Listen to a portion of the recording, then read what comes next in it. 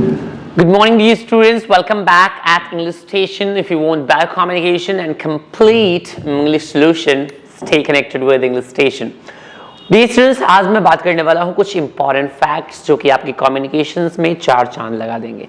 ऐसी कुछ चीजें जो होती तो हमेशा अनकाउंटेबल है, यानी कि अनकाउंटेबल मतलब जिसको गिना ना जा सके, और जिनके साथ वर्ब हमेशा हम सिंगुलर यूज करते हैं, क्योंकि जैसा कि मैंने आपको पिछले कई लेक्चर्स में लगातार मैंने आपको बताया है कि जितने भी चीजें हों पूरी यूनिवर्स की जिसे आप काउंट नहीं कर सकते हैं, वो सारे चीजें अनकाउंटेबल होती है। बहुत सारे बच्चे पूछते हैं कि सर काउंटेबल मतलब जिसको एक से एक हो सके, दो हो सके, तीन हो सके, बट जो अनकाउंटेबल हो मतलब गिन ही ना सके, यानी कि बहुत ज्यादा हो जाता है, तब तो वो हमेशा प्लूरल होना चाहिए। ऐसा बिल्कुल ही नहीं है।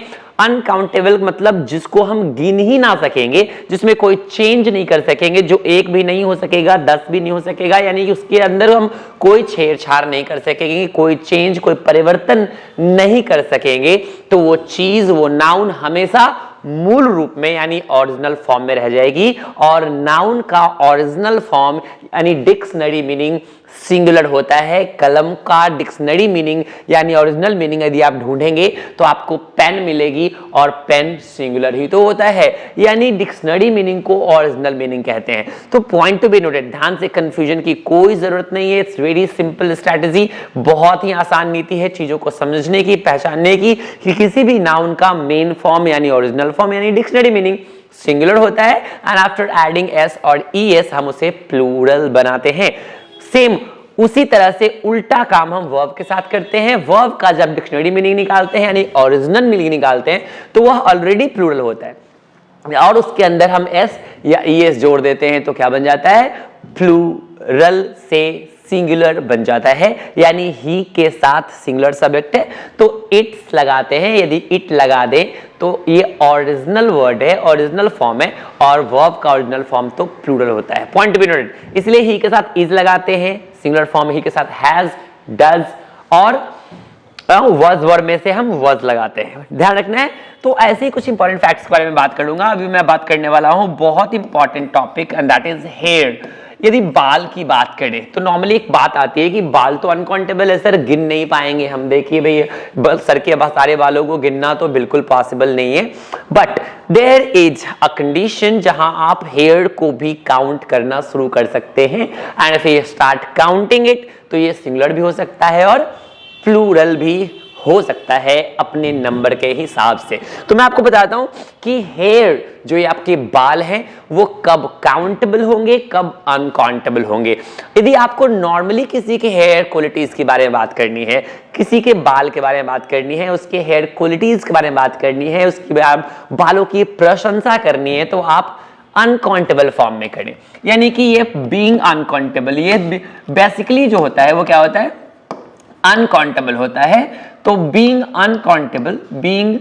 Uncountable, it is singular. ध्यान से सुनने समझने की जरूरत है, इट इज सिंगुलर, क्योंकि अभी मैंने पहले ही बताया है आपको कि जो भी चीजें अनकाउंटेबल होगी वो सिंगुलर होगी। तो सिंगुलर होगी तो वर्ब कैसा लेगा, सिंगुलर वर्ब लेगा। नहीं तो ध्यान रखने की जरूरत है आपको, बार बार मैंने बताया है सारे वीडियो में। नहीं तो ध्यान से फोकस कर लेंगे, एक चीज को ग्रैस्प कर ले, एक बार ग्रैब कर ले, हमेशा के लिए प्रॉब्लम फिनिश। तो आप देख सकते हो मैंने क्या लिखा, being uncountable it is singular and gets singular verb, यानी कि ये हेयर जो है वो सिंगुलर होता है। क्यों?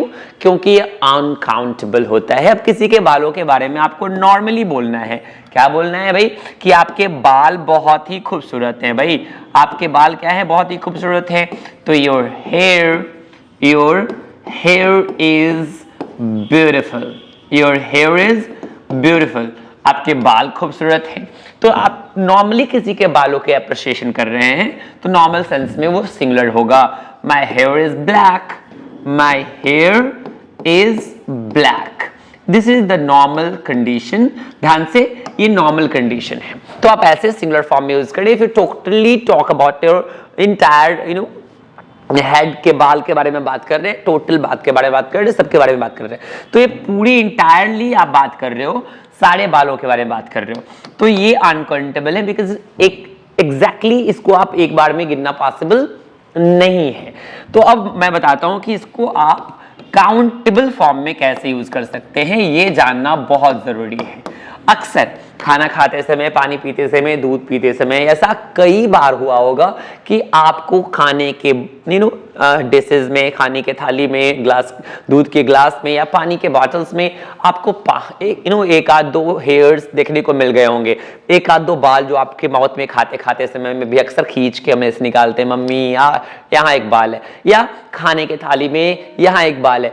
ऐसे आप एक दो तीन नहीं, एक बार और देखो भाई, खाली सिर्फ बाल ही बाल निकल रहे हैं, तो ऐसे आप एक दो बार ऐसे निकालते हैं, एक दो बाल आप गिनना शुरू करते हैं, एक बाल निकाला, दो बाल निकाला, ऐसा कुछ।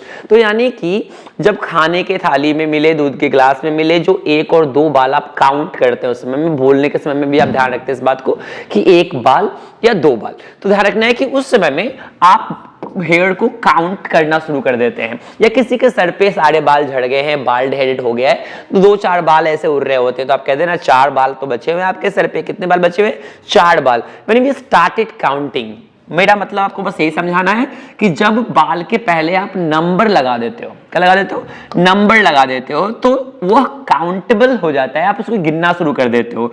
When we started counting, when we start it counting, जब इसे आप क्या कर देते हो? गिनना शुरू कर देते हो। When we start it counting, it will be singular and plural, it will be singular और प्लूरल भी हो सकता है, और plural according to its number, according to its number, यानी अपने संख्या के आधार पे यह सिंगुलर प्लूरल दोनों हो सकता है। आपको ध्यान रखना है कि आपको एक या दो के बारे में बात करनी है। तो यदि मैं बोलूं तो मैं बोलूंगा I saw a here in the glass of milk, in the glass of milk, यानी दूध के ग्लास में हमें कितना बाल मिले? एक, तो हमने काउंट कर दिया। नहीं, I saw 2 hairs on his head, उसके सर पे कितने बाल देखे मैंने? 2 ही थे ना। चलिए अच्छी बात है भाई। तो आपने नंबर्स का यूज किया यहाँ बाल के, तो देखो यहाँ पे हेयर था, एक था, यहाँ हेयर्स हो गया, 2 हो गया। तो ध्यान रखना है इस सिचुएशन में आप बालों को भी गिनना स्टार्ट कर सकते हैं, यानी कि ये हेयर जो कि हमेशा आपको अनकाउंटेबल लगता है, ये काउंटेबल भी हो सकता है। सो डोंट वरी नाउ, आप इन अनकाउंटेबल नाउन्स को भी काउंटेबल्स के फॉर्म में यूज कर सकते हैं। सिमिलरली इसी तरह से एक और टॉपिक है आपके पास, स्टोन एंड ब्रिक। ध्यान से सुनेंगे तो ज्यादा मजा आएगा। स्टोन एंड ब्रिक, ईंट और पत्थर, नाम तो सुना ही होगा, नॉर्मल सी वर्ड है। अब सोचने वाली बात यह है कि ईंट पत्थरों से यदि आपने 2 मंजिला, 3 मंजिला, 4 मंजिला या ऐसी कोई बड़ी सी इमारत बना दिया, अब यदि आपको मैंने कहा कि आप इसमें लगे हुए ईंट पत्थरों की संख्या मुझे बता दो, तो इतने स्मार्ट तो आप बिल्कुल नहीं होगे। नहीं, वैसे तो ईंट पत्थर हमारे यहाँ, ईंट एटलीस्ट ईंट जो है हमारे यहाँ गिन के ही आते हैं, ट्रक से आए, ट्रैक्टर से आए, या जिस चीज से आप मंगवाए वहां काउंटिंग के हिसाब से ही आती है, 1000, 2000, 5000, ये गिन के ही आती है। बट यदि उन सारे ईंटों का प्रयोग यदि आपने कंस्ट्रक्शन में कर लिया, बिल्डिंग बना दी, ऑफिस बनकर तैयार है, भवन बनकर निर्माण होकर तैयार है, अब उसमें से पत्थर और ईंट को गिनना इट्स क्वाइट इम्पॉसिबल, ऐसा नहीं कर सकते हम। तो उस सिचुएशन में क्या हो जाएगा? ये अनकाउंटेबल हो जाएगा, यानी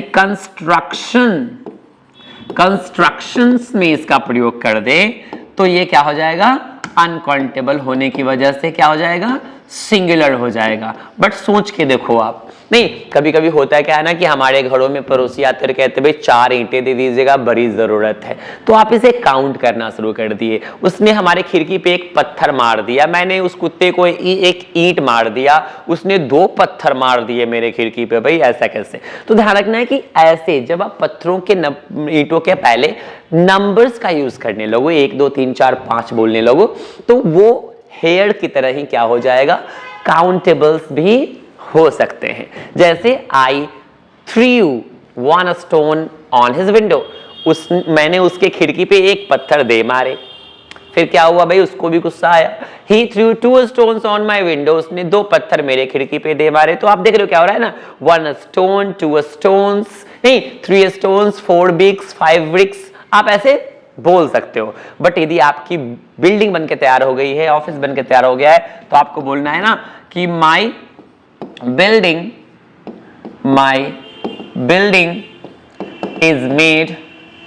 इज मेड ऑफ, किससे, स्टोन एंड ब्रिक। यहाँ पे स्टोन और ब्रिक ही लिखे आप, स्टोन्स एंड ब्रिक्स कर दोगे तो गलत हो जाएगा, ये प्लूरल नहीं हो सकता क्योंकि आप इसका इस्तेमाल किस में कर रहे हो, कंस्ट्रक्शन में कर रहे हो। तो आई होप कि आपको बहुत अच्छा लगा होगा, आपको समझ में आया होगा कि ऐसे कुछ अनकाउंटेबल नाउन्स जो बच्चों को या स्टूडेंट्स को, मैक्सिमम लोगों को अनकाउंटेबल ही लगते हैं हमेशा, बट आप उन्हें भी काउंटेबल फॉर्म्स में इस्तेमाल कर सकते हैं। तो ऐसे ही amazing facts, amazing situations and कुछ डिफरेंट सीखने के लिए stay connected with English Station. If you want better communication, stay connected with English Station. Thank you.